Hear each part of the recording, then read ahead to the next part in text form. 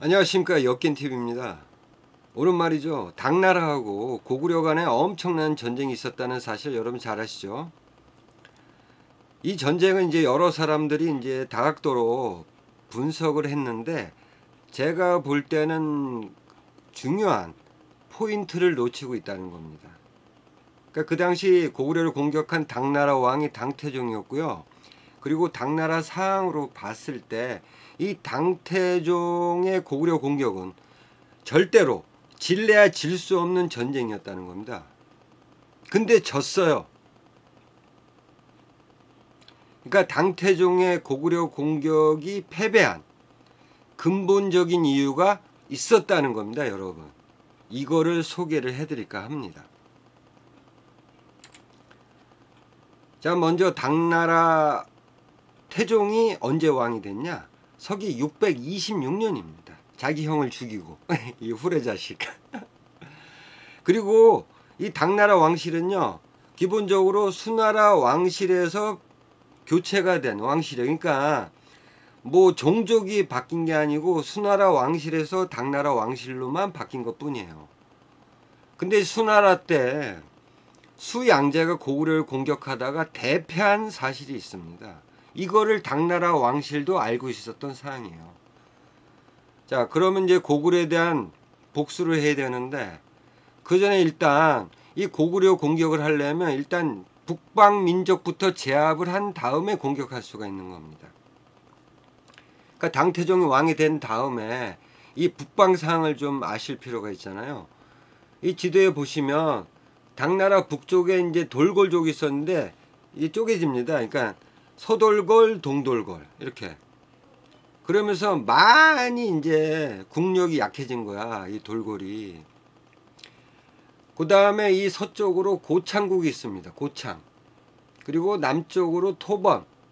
그 다음에 이 돌골 북쪽에는 이제 설현타가 스물스물 이제 성장을 하고 있었죠. 투르크 계통 사람들인데 짬뽕이라 보면 돼. 짬뽕. 막 그냥 돌골도 있고 돌골인도 있고 막 짬뽕인 거야. 어쨌든 이런 북방민족들이 이 북방민족들을 제압을 해야만 고구려를 공격할 수 있는 거야. 그래서 당태종이 돌골은 말이죠, 서기 630년에 복속을 시킵니다. 그리고 고창은 서기 639년에 복속을 시킵니다. 그리고 토보는 알아서 자기가 이제 깨갱깽한 거죠. 복속할 필요가 없었던 거야. 그래서 서기 639년에 이제 북방민족들을 제압을 한 겁니다. 물론 설현타가 있지만 아직까지 설현타하고 당나라는 이제 직접적인 어떠한 충돌할 수 없는 그런 거리에 있었고, 그래서 일단 제압이 끝났어. 그럼 이제 고구려를 공격을 해야 되죠. 그런 마음을 가져야 돼. 근데 좋은 기회가 열린 겁니다. 고구려에서 낭보가 날라온 거야. 뭐냐면 고구려, 그 당시 고구려 왕이 영유왕입니다. 친중파죠, 친중파. 이 영유왕이 이제 태자를 이 당나라에 입조를 시킨 거야. 태자를 입조시켰다는 건 뭡니까? 신하국이 된 거야. 당나라의 신하국을 자처를 한 겁니다, 여러분. 이 사건이 있은 다음에 이 답례로 이 당태종이 이제 신하를 자처했으니까 사신을 보내야죠. 그래서 서기 641년에 당태종이 사신을 보내는데 누굴 보내냐? 직방낭중 진대덕이라는 사람을 보낸 거야. 여기서 우리가 직방낭중이라는 이 관직을 잘 살펴볼 필요가 있어요. 이 직방낭중은요, 군사 지도를 관리하는 부서야. 그러니까 지리 뭐 요거를 관리하는 거죠. 근데 웃긴 게, 아니 사신을 보내는데 이런 하급 관리를 보낸 겁니다. 이유가 있었던 거야. 당태종은 이 진대덕을 보낸 이유가 있었던 겁니다. 그 이유가 바로 나오죠. 진대덕은 사신으로 온 기회에 고구려의 국력을 살폈다. 그런데도 고구려 사람들은 이를 알지 못했다, 이겁니다. 그러니까 고구려를 공격하고자 하는 마음이 생긴 게 이때입니다. 그러니까 고창국을 복속을 시켰을 때가 서기 639년이다. 이때부터 이제 고구려를 어떻게 하면 공격을 해야 되나 그런 상황이었다는 겁니다. 그래서 이 태자를 입조시킨 그 영유왕 때문에 그게 이제 빨리 마음이 결정이 되는 거지. 그래서 진대덕을 보낸 거야. 너 가서 고구려의 어떤 상황도 알아보고 그리고 공격로 지리적인 어떤 그런 상황도 알아봐라. 이래서 진대덕을 보낸 겁니다. 그러니까 이때 이미 고구려 공격을 이제 어느 정도 생각을 했다. 이렇게 볼 수가 있는 거죠. 그리고 이제 설현타가 남았죠. 설현타. 이제 돌고를 접수를 했으니까 여기는 이제 동돌고는 이제 당나라 편인 거야. 그죠? 이거를 설현타가 가만히 놔두겠냐고. 그래서 서기 641년 11월입니다. 이때 설현타가 동돌고를 이제 공격을 했다는 겁니다. 공격을 한 거지. 근데 이때 그러니까 설현타의 그 국력이 당나라에 미치지 못했다는 거야. 나중에 말씀드리겠지만 이 설현타가 중요하거든요. 그래서 당나라 군이 이제 이 동돌골 사람들하고 같이 이 설현타를 공격해서 대승을 거둔 겁니다. 641년 11월에. 그러니까 설현타가 뜬금없이 동돌골을 공격하다가 이제 당나라한테 한 대 얻어맞은 겁니다. 이 정도 국력밖에 안 됐단 말이죠. 설현타가. 아시겠죠? 그리고 나서 이제 당태종이 이제 고구려 공격을 준비를 해야 되는데 이제 지금 친중파인 영유왕이 고구려 왕이잖아. 언제든지 공격해도 접수할 수 있는 상황인 거야. 근데 놀라운 사건이 고구려에서 터집니다. 서기 642년이요. 친중파인 이 영유왕을 영계소문이 죽여버립니다. 와, 청천벽력이야. 당태종 입장에서는 다 된 밥에 지금 고춧가루 뿌린 거죠. 영계소문이. 그래서 당태종이 이런 얘기를 합니다. 상중에 고구려를 공격하는 것은 옳지 못하다. 내가 지금 완전히 열이 받았지만 상중에는 공격할 수 없다. 그렇죠. 고대에서는 이 상중에는 공격하는 거 아닙니다. 양아치들이나 공격하는 거지. 뭐 이 말도 일리가 있죠. 당태종의 이 말도. 그리고 산동 지역이 황폐됐다. 그래서 내가 고구려를 공격하지 못하고 있을 뿐이다. 라고 얘기를 합니다. 그러니까 이 말이 어느 정도는 맞습니다. 그 당시 이제 이 당나라가 이제 여러 전투를 하다 보니까 이 이제 피폐해졌죠. 백성들의 삶도 그렇고 이제 군사력도 어느 정도 끌어올려야 고구려를 공격할 수가 있는 거죠. 그래서 시간이 좀 필요했던 겁니다. 어쨌든 간에 엄청난 사건이죠. 왜냐하면 친중파인 영유왕이 있었으면은 편안하게 고구려를 복속시킬 수 있었는데 이 영유왕이 친중파 영유왕이 죽었잖아. 근데 지금 당나라 사정이 바로 공격할 수 없는 상황이고 그리고 영계소문에 대해서 자세히 모르잖아요. 이 당태종이. 영계소문의 어떤 의중도 알아봐야 돼.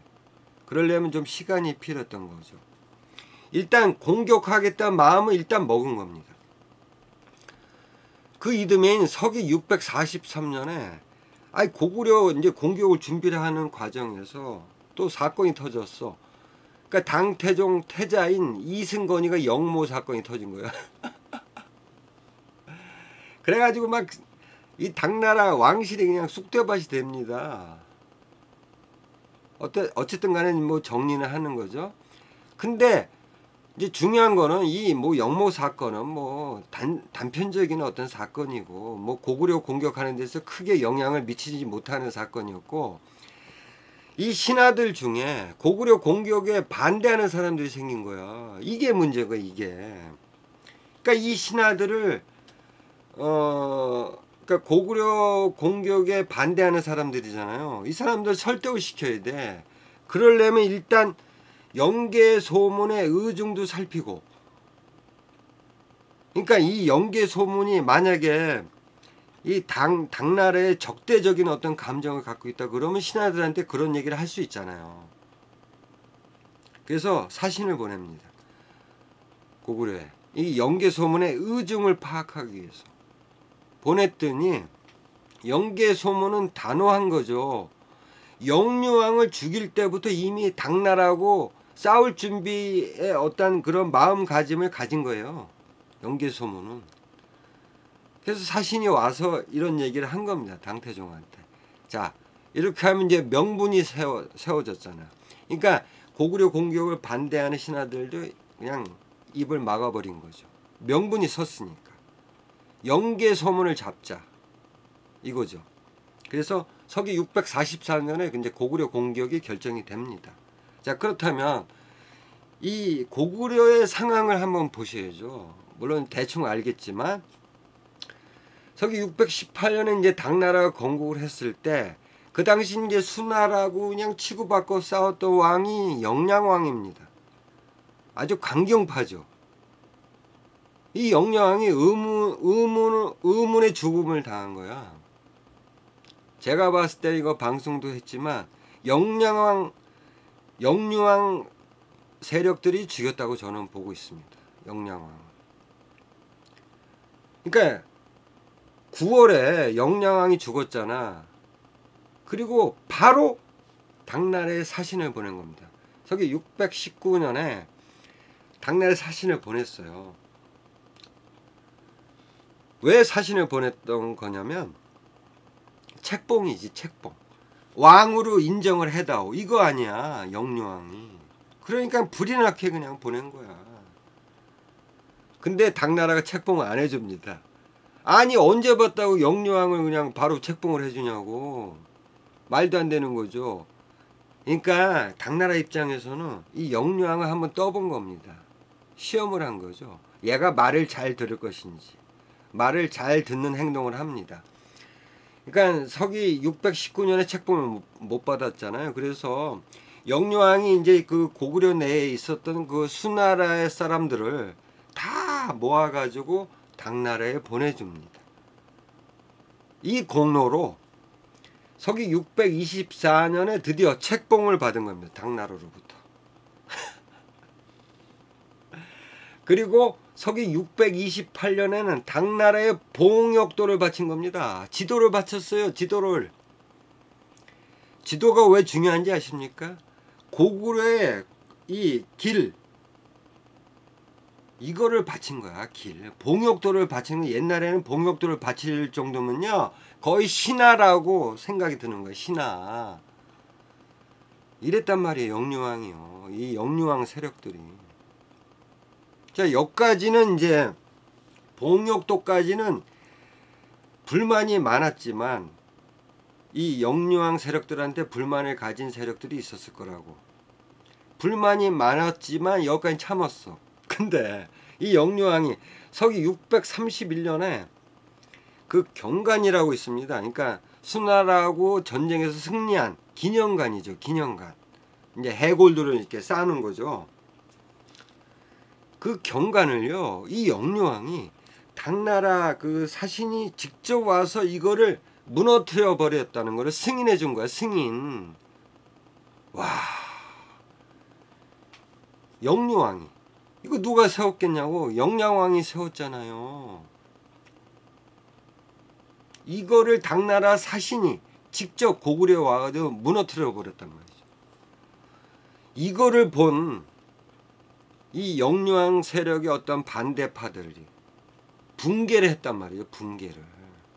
자, 그리고 서기 640년에 이제 당나라에 앞서서 말씀드렸다시피 세자를 보낸 거야. 입조를 한 거야. 입조.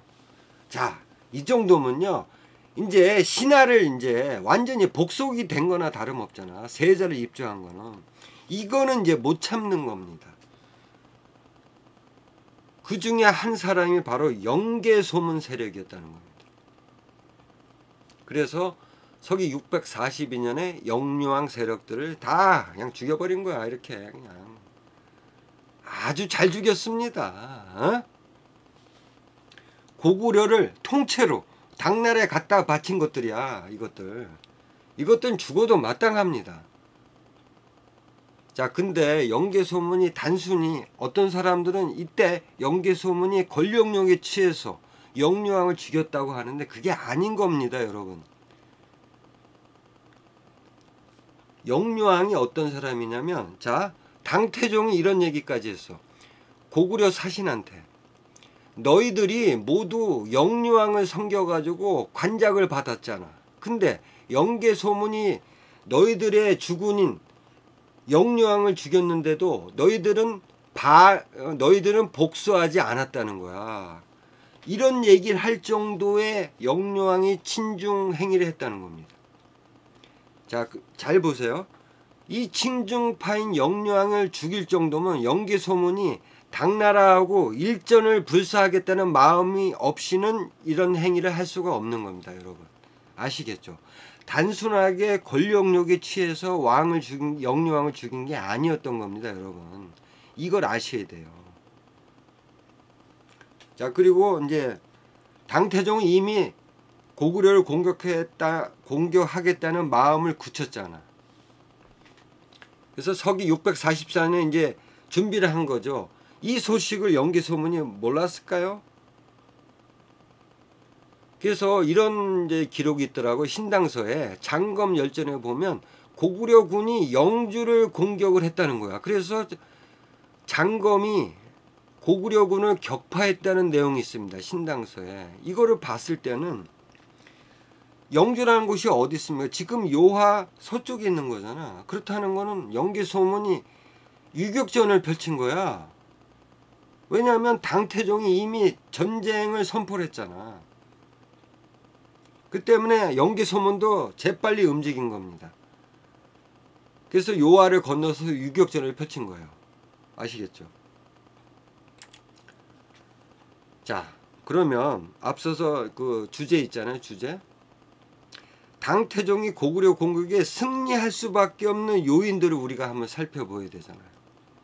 어떤 것 때문에 당태종이 고구려 공격하는데 승리할 수밖에 없었는지. 자, 첫째는요, 그 당시 당태종이 이제 고구려 공격을 하기 전에 상황을 봤을 때 당나라를 공격할 만한 나라가 종족이 없었다는 겁니다. 그렇기 때문에 고구려 공격에 집중할 수 있는 상황이 된 거죠. 이게 중요한 거야. 당나라를 위협할 만한 나라가 종족이 없었다는 겁니다. 그 다음에 그 돌궐하고 고창국을 이제 접수를 했잖아요. 돌궐에 이제 붙어서 살고 있었던 거란족은 자동으로 돌궐이 항복하면서 거란도 항복을 하게 된 거죠. 이때 당태종의 고구려 토벌군에 이 돌궐인하고 거란족이 참여를 했다는 겁니다, 직접적으로. 그러니까 이 돌궐하고 거란족이 어떤 민족입니까? 기마병이잖아. 그러니까 전투력이, 당나라군의 전투력이 굉장히 상승했다는 거야. 얘네들이 이제 합류하면서. 거기다가요, 신라 있잖아, 신라 그 김춘추하고 밀약을 맺었잖아. 그러니까 신라가 이 고구려 남쪽 방면에서 후방을 교란해 줄 수 있다는 겁니다. 엄청난 겁니다. 이런 상황이었어요. 그러니까 당태종이 고구려를 공격을 하면 승리할 수밖에 없는 거야. 이런 상황이었기 때문에. 거기다가요, 둘째는요, 수나라 공격을 할 때 이제 수양자가 참패를 했잖아. 이때 그 잘못된 사항들을 이 당태종이 이제 이거를 바꿉니다. 가장 문제점이 뭐였었냐면 이제 병참 수송 문제였어요. 병참. 수나라 때. 그러니까 군량이라든지 이런 거. 병참이 공급이 안 됐던 거야. 그래서 이 병참 문제를 어떻게 해야 되냐? 육상 군량 보급지는 이제 영주로 정합니다. 그러니까 영주에서 이제 모든 이제 군량을 영주로 보내서 영주에서 보급을 하는 거지. 요동이 머니까. 그 다음에 바라만에서 이제 고대인성, 그 바라만에 보면 이제 그 섬들이 있어요. 거기 중에 하나인 것 같아. 거기에 이제 수상 군량 보급지를 이제 만듭니다. 그러니까 배로 식량을 보급할 수 있게끔 했고, 그 다음에 육상에서도 보급할 수 있게 했고, 더욱이 각자 당나라군 개인적으로도 소, 말, 양 등을 이제 이제 포로 말려가지고 갖고 다니면서 유사시 양식으로 이제 충당을 하겠다는 거예요. 그러니까 병참이 이제 원활하게 보급될 수 있도록 만든 거죠. 수나라 때는 이게 잘 안 돼가지고, 그 다음에 수나라 때 또 잘못된 게 뭐냐면 전술이 없었어, 전술이. 그러니까 수나라 때는요, 이 요동성, 여기서 직공을 하는 겁니다. 평양성으로. 그러니까 요동성을 깨고 그냥 바로 평양성으로 가려는 이런 전술이었단 말이야. 단순했다고. 근데 요동성에서 이제 막힌 거잖아. 그래서 이 전술을 이제 바꿉니다. 당태종은. 이게 아니고 이 기존의 성들이 많잖아요. 고구려는. 이 성들을 다 격파를 한 후에 천천히 이동하는 거. 이 전술로 바꾼 거야. 그러니까 후방을 안정화시키고 나아가야 된다는 거죠. 아시겠죠? 그 다음에 당태종 개인의 어떤 자신감이 있었고 또 전략도 있었다는 거죠. 그러니까 이런 얘기를 합니다. 그러니까 고구려 공격할 때 그때 이제 이런 얘기를 한 거야. 내가 고구려를 공격하면 있잖아, 한두 해 뒤에는 돌아올 거야. 그러니까 당태종은 이미 시기도 정한 겁니다. 고구려 공격은 다 준비가 끝났기 때문에, 철저하게 준비가 끝났기 때문에 1년 내지 2년 안에 고구려는 함락할 수 있다, 이렇게 생각을 한 겁니다. 이 자신감은 어디서 나왔겠냐고. 이런 사항들이죠. 승리할 수밖에 없는 요인들, 이런 사항들을 당태종은 알고 있었다는 거죠. 준비도 철저히 했고. 그리고 이제 이제 수나라 공격할 때 참전했던 정원숙이라는 사람한테 이제 물어봅니다. 고구려 공격이 성공할 수 있을 것 같아? 이랬더니 정원숙이 이런 얘기를 합니다. 요동의 길은 멀어가지고 군량을 운반하기가 어려워요. 이 문제는 이미 당태종이 알고 있잖아. 그래서 이미 마련했잖아요, 계책을요. 그 다음에 동이족들은 성을 잘 수비함으로 쉽사리 함락시킬 수가 없습니다. 그러니까 성을 잘 수비한다. 요것도 이미 계책이 섰잖아요. 왜냐하면 각계 격파로 모든 성들을, 후방에 있는 성들을 하나하나 차례차례 격파하겠다는 전술을 채택을 했잖아요. 그래서 이것도 문제가 없는 거예요. 그래서 정원수가 이렇게 얘기를 하니까 당태종이 이렇게 얘기합니다. 수나라 때와는 비교가 안 돼. 나 지금 철저히 준비했어. 무조건 이겨. 나의 명령대로만 해라. 이렇게 얘기를 합니다. 자신만만한 겁니다. 여기다가요, 자, 일단 친중파인 영유왕을 영계소문이 죽여버림으로 인해서 고구려 내부적으로 반란이 터진 거잖아. 그러니까 당태종 입장에서는 대비태세가 어려울 거다. 왜냐, 이렇게 혼란이 있을 거다라고 생각을 한 겁니다. 그러니까 이러한 요인들, 이것 때문에 당태종의 고구려 공격은 무조건 승리할 수밖에 없었던 겁니다. 자, 그래서 이제 뭐 간단히 이 고당 전쟁의 어떤 그 경과를 알아보셔야죠. 간단하게 알아보시면, 그러니까 서기 645년 5월 17일에 요동성이 함락이 됩니다. 그러니까 수양제도 함락을 못 시켰던 이 요동성을 간단히 제압을 한 거야. 그 다음에 6월 1일날 백암성을 항복을 시킵니다. 백암성이 이제 항복을 한 거예요. 그 다음에 6월 3일날 계모성을 함락을 시킵니다. 자, 이제 그 후방에 있었던 주요 성들을 다 함락을 시켰어요. 자, 그러면 이제 가야 됩니다. 평양성으로. 근데 이 후방, 그러니까 전방에 있었던 이 성들, 그 다음에 평양성 사이에는 성들이 또 있을 거 아니야. 가장 대표적인 성이 안시성입니다. 제가 이거 방송도 했지만 안시성은 영계소문이 중축을 했다고 저는 보고 있습니다. 자, 이 안시성으로 이제 갑니다. 6월 20날 이제 안시성 북쪽에 도착을 한 겁니다. 근데 이때 놀라운 게 벌어진 거야. 6월 20날 당나라군이 안시성 북쪽에 도착하자마자 고구려 구원군이 도착을 한 겁니다. 6월 21일 날 15만 명이 왔대. 이거 15만 명 아닙니다. 제가 볼 때는 그 당시 고구려 전투할 수 있는 총 병력은 아무리 많아봐야 한 30만 안팎이라고 보거든요. 근데 그 절반을 구원군으로 보냈다. 고구려 성이 한두 개입니까, 여러분? 그 성마다 군인들이 다 있고 구원병, 물론 말갈족까지 같이 왔대는 말갈족 해봐야 뭐 10,000명도 안 되더만 15만 명을 동원할 수가 없는 겁니다. 그래서 와봐야 저는 한 5만 명 정도가 왔다고 봅니다. 이때 중요한 거는요, 이 안시성에 온 이 구원군 후미에는 누가 있었냐? 제가 볼 때는 영계소문이 진두지휘를 했다고 봅니다. 아시겠죠? 어쨌든 간에 이 구원군의 선봉 부대장이 누구였었냐? 고연수라는 사람하고 고혜진이라는 사람이 이제 선봉 부대장이었죠. 근데 이 고연수하고 고혜진의 그 뒤에는 이제 조력자가 있더라고요. 뭐 기록에는 고정이라는 사람이 무슨 이제 조언을 하더라고.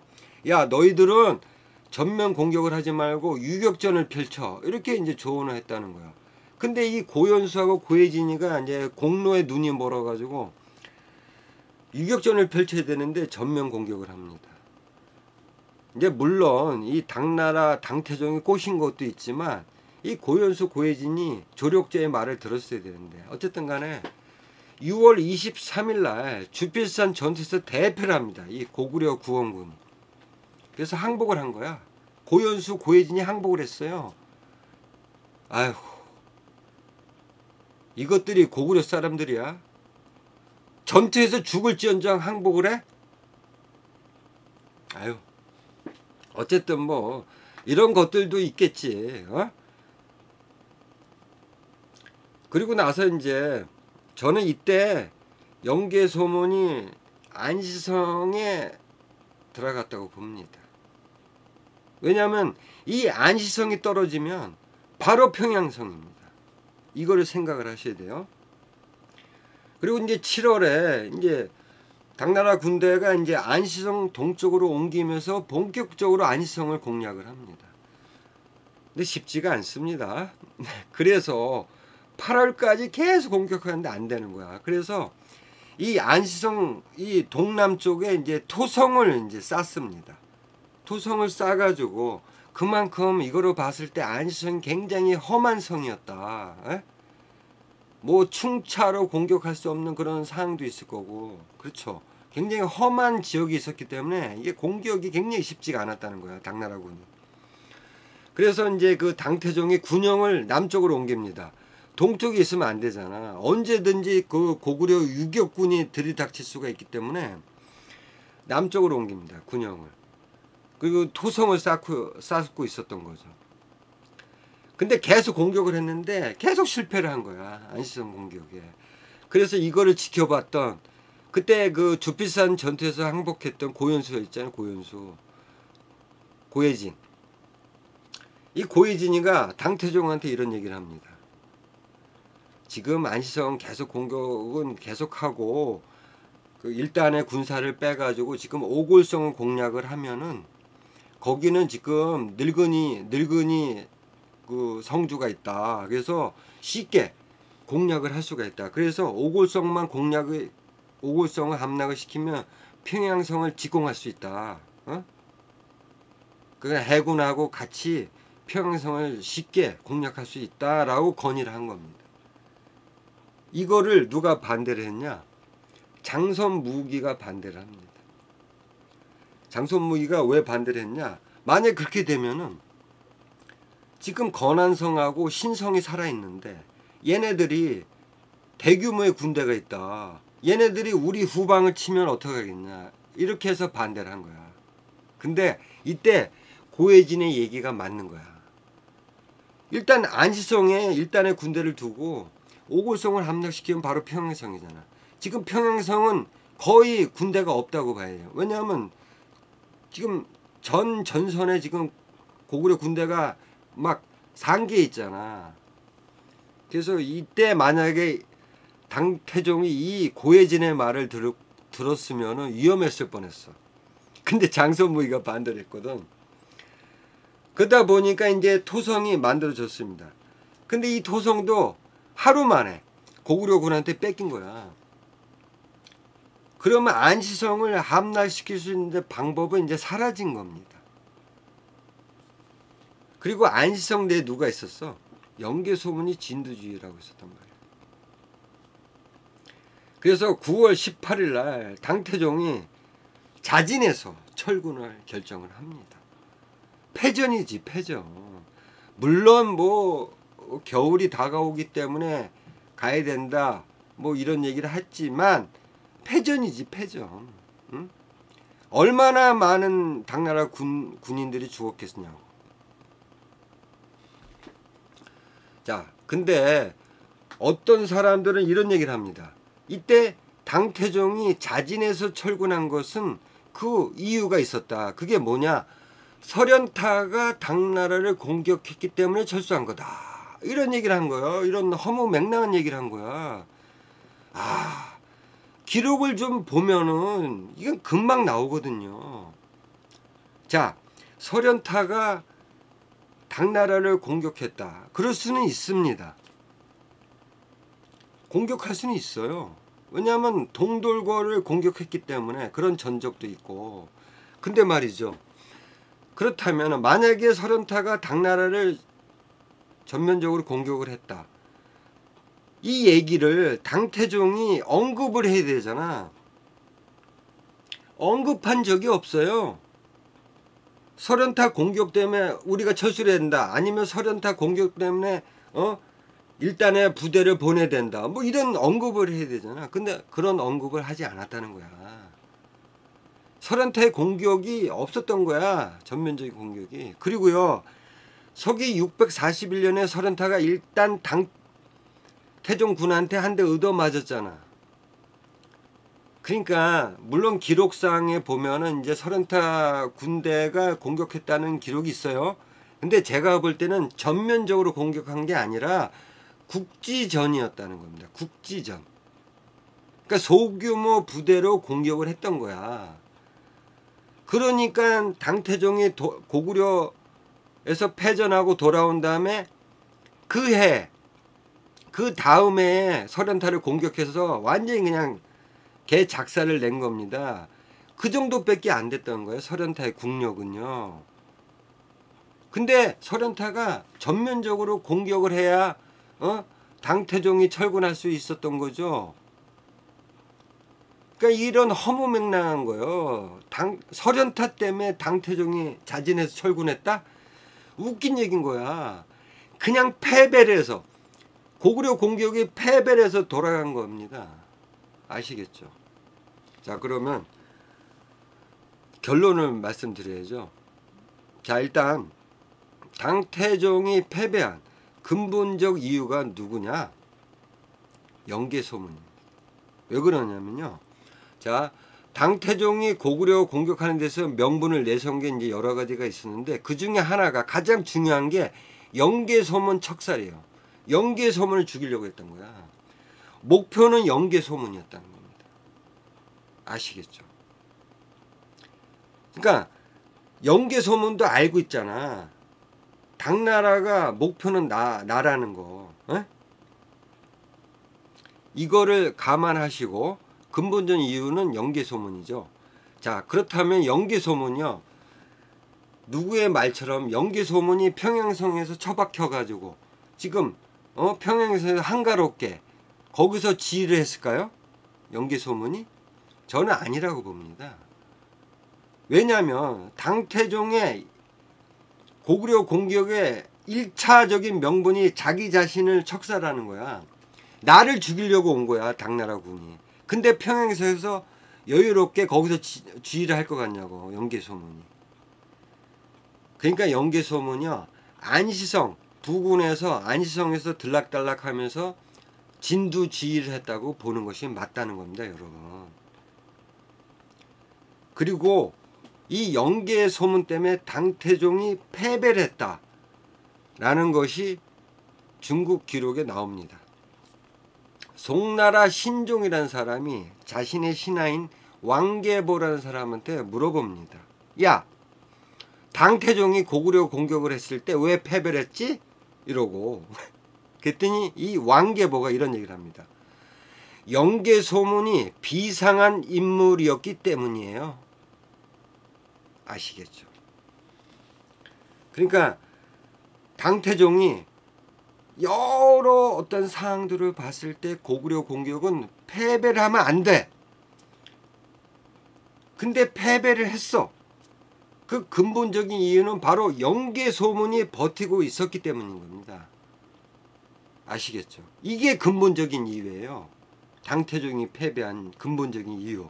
영계 소문 때문이다. 아시겠죠? 영계 소문이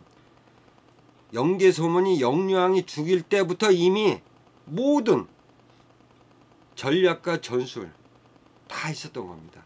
또 그만한 배포도 있었고. 아시겠죠? 영계 소문을 까는 사람들이 있더라고. 영유왕을 죽였다고, 권력욕에 취해서 죽였다고. 이런 사람들은 반성을 해야 됩니다. 영계 소문이 있었기 때문에 당나라를 막을 수 있었던 겁니다. 아시겠죠? 다음에 또 좋은 내용으로 찾아뵙도록 하겠습니다. 감사합니다.